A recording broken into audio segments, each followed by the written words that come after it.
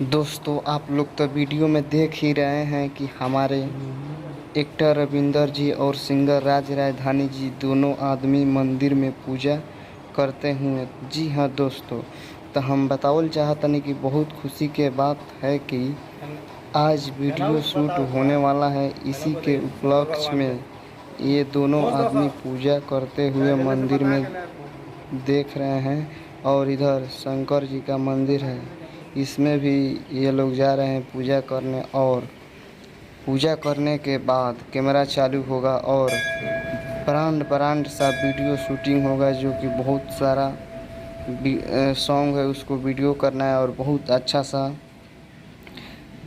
Park है और इसी पार्क में वीडियो शूटिंग होगा, जो कि हम लोग हैं अभी पार्क में।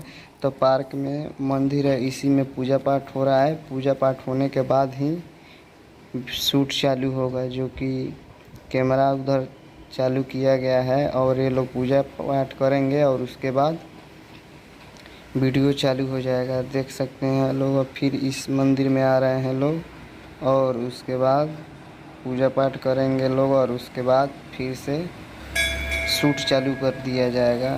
यहाँ पर एक्टर रविंदर जी हैं और सिंगर राज राजधानी जी हैं, जो कि आप लोग पहचान भी सकते हैं। बहुत दोनों आदमी का सॉन्ग सुने होंगे लोग और वीडियो भी देखे होंगे लोग। तो वीडियो कर दे लाइक और चैनल कर दे सब्सक्राइब और साथ में बेल आइकन को दबाना।